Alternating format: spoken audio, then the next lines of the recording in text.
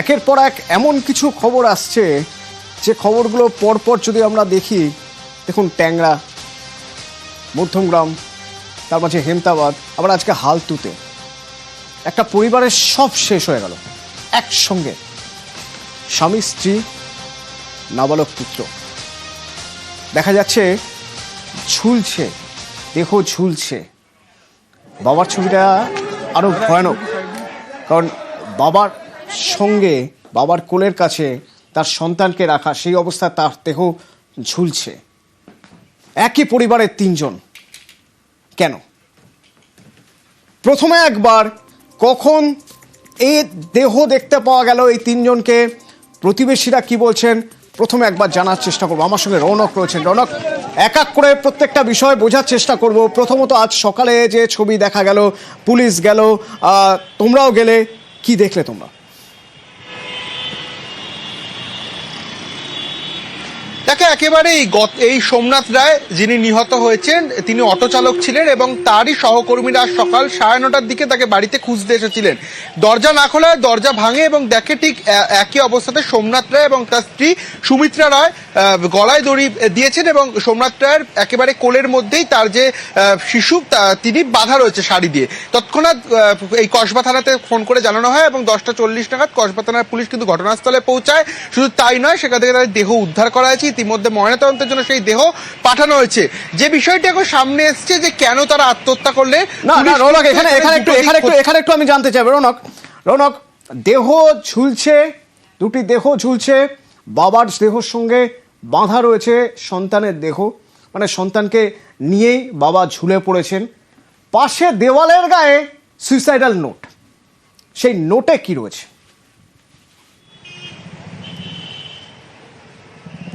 দেখো একেবারে যেখানে তারা আত্মহত্যা করেছে ঠিক বিপরীতেই যে দেওয়াল, সেই দেওয়ালে কিন্তু তারা লিখে দিয়েছেন যে আমাদের মৃত্যুর জন্য প্রদীপ কুমার ঘোষাল অর্থাৎ তার যিনি মামা এবং নীলিমা ঘোষাল তার মামি তারা দায়ী। এরপরেও আরো একটি প্যারা রয়েছে, সেখানে আরো বেশ কিছু তথ্য লেখা রয়েছে, অর্থাৎ তাদের মৃত্যুর জন্য এই দুজনকে দায়ী করে তারা কিন্তু একটা সুসাইড নোট যেটা দেওয়ালে লিখে দিয়েছে। এছাড়াও কিন্তু একটা নোটও ভেতর থেকে পুলিশ উদ্ধার করেছে। এবং শুধু তাই নয় অতনু, এই যে সুমিত্রার বাপের বাড়ির লোক, তার বাবা কিন্তু অভিযোগ করছে যে দীর্ঘদিন ধরেই তার মামারা নাকি তাদের পরিবারের ওপর একটা মানসিক চাপ দিত, দীর্ঘদিন ধরে তাদের ঝামেলা চলতো। রৌনক শুনবো, রৌনক প্লিজ সঙ্গে থাকো। পাড়া প্রতিবেশীরা কি বলছেন একবার শুনি। এখানেই স্বামী স্ত্রী বিয়ে করেছিল, এবার পাশে হঠাৎ কাল রাত্রিবেলা কি হয়েছে না হয়েছে জানি না। তারপর আজকে তো সকালবেলা শুনছি গেট খুলে, আমরা এসে দেখছি দরজা বন্ধ। হ্যাঁ, আমরা দেখলাম যে বাচ্চাটাকে কোলে নিয়ে আছে আর গলায় দড়ি ঝুলছে। কোলে মানে ওর বাবা।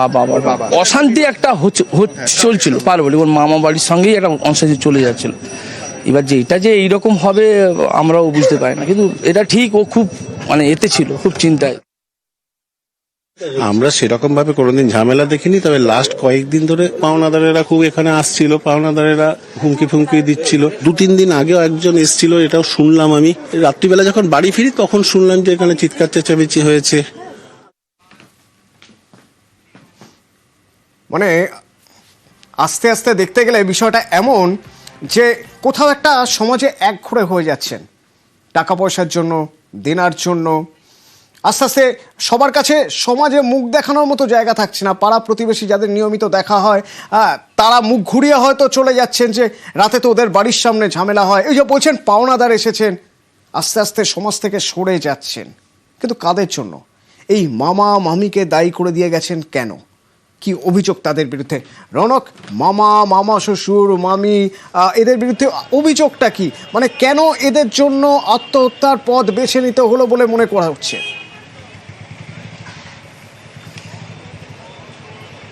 দেখো একেবারেই এই সুমিত্রা বাপের বাড়ির তরফ থেকে অভিযোগ করা হচ্ছে দীর্ঘদিন ধরেই, যেহেতু একই জায়গার মধ্যে বাড়ি, এই সোমনাথ রায় সম্পত্তি গত বেশ কিছু কারণ ছিল, সেই সম্পত্তি হাতিয়ে নেওয়ার চেষ্টা করেছিল তার এই মামা শ্বশুর এবং তার জেরে কিন্তু বেশ কিছু বার তাদের মধ্যে ঝামেলা হয়। শুধু তাই নয়, সম্প্রতি একটা ট্যাক্সের বিল দেওয়াকে কেন্দ্র করে এই সোমনাথের সঙ্গে তার মামার কিন্তু বেশ ঝামেলা হয়েছিল, যেটা এই সুমিত্রার বাবাদেরকে তিনি জানিয়েছিলেন এবং বেশ কিছুদিন ধরেই কিন্তু তিনি মানসিক চাপে ছিলেন।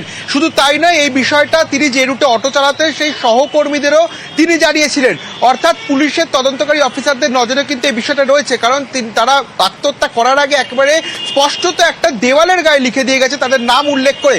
সেক্ষেত্রে এই মৃত্যুর পেছনে এদের কোনো ভূমিকা ছিল কিনা, বা এর আগে কোনো রকম এমন বচসা তৈরি হয়েছিল কিনা, বা গতকাল কি এমন ঘটনা ঘটেছিল যার জেরে এরকম একটা চরম সিদ্ধান্ত নিতে হলো, গোটা বিষয়টি কিন্তু তদন্তকারী আধিকারিকরা খতিয়ে দেখছে।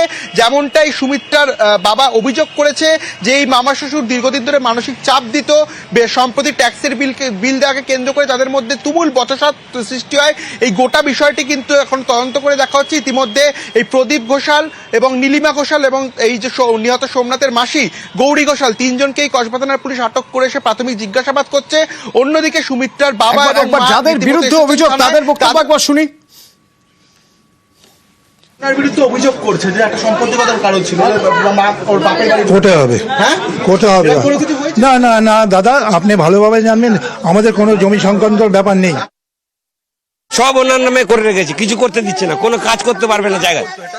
ওর মামা মামি কথা বলেছে, আমরা তো জানতাম না, যে তাহলে আমি তো বিয়ে দিতাম না মেয়েকে। পরে যখন এই জায়গা নিয়ে হচ্ছে তারপরে জানতে পারলাম, মেয়েকে বলেছি কতবার যে তুই জায়গা ফাঁকা ছেড়ে চলে আয়, বলে ভাড়া থাক। এই সমস্যা আজ 3-4 বছর ধরে সমস্যা, তাও আমাদের কিছু বলতে দেয়নি। হ্যাঁ, জামাইয়ের সঙ্গে করতো, মেয়ের সঙ্গে করতো। আমার মেয়ে খুব শান্ত, আমরা অশান্তি করবো বলে ওই জন্য মেয়ে আমাদের কোনোদিন বলতো না, খালি বলতো ভালো আছি ভালো আছি। ওই জায়গাটুকু নিয়ে ও ট্যাক্সের বিলটা কি চেয়েছিল, সে ও দেয়নি, ট্যাক্সের বিলটা দেয়নি, সেখান থেকে ওদের উপরে সমস্যা অত্যাচার করছে। হ্যাঁ, ওই টাকা নিয়ে প্রচুর দেনা করে ফেলেছে, লোক এসে থ্রেট করে যেত, এই একবার আমাদের চোখে পড়েছে। ওর বাবা ইন্ধন দিয়ে ফ্ল্যাটটা কিনিয়ে ওকে দেনার দেয় ওকে মরতে হয়েছে। কোথাও একটা এমন মানসিকতা কাজ করে যেখান থেকে মনে হয় যে ধীরে ধীরে সমাজ থেকে বিচ্ছিন্ন যখন হয়ে যাচ্ছি তাহলে আর বেঁচে থেকে লাভ কি।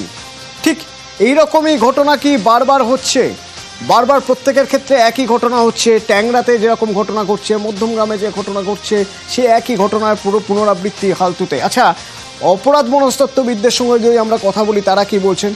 অপরাধ মনস্তত্ত্ববিদরা কিন্তু বলছেন একটা ঘটনা আর একটা ঘটনা, সেই ঘটনাগুলোর ইম্প্যাক্ট পরের ঘটনায় পড়ছে। অর্থাৎ এই যে টিভিতে দেখছেন, খবরে শুনছেন, যখন আর কোনো পথ পাওয়া যাচ্ছে না, জীবন থেকে সরে যাওয়াই একমাত্র পথ বলে মনে হচ্ছে, তখন তাদের সেই সিদ্ধান্তে শিলমোহর ফেলে দিচ্ছে হয়তো আগের ঘটনাগুলো। সেক্ষেত্রে দেখতে গেলে ট্যাংরা বা মধ্যমগ্রামের প্রভাব হালতুর ঘটনার ক্ষেত্রে রয়েছে।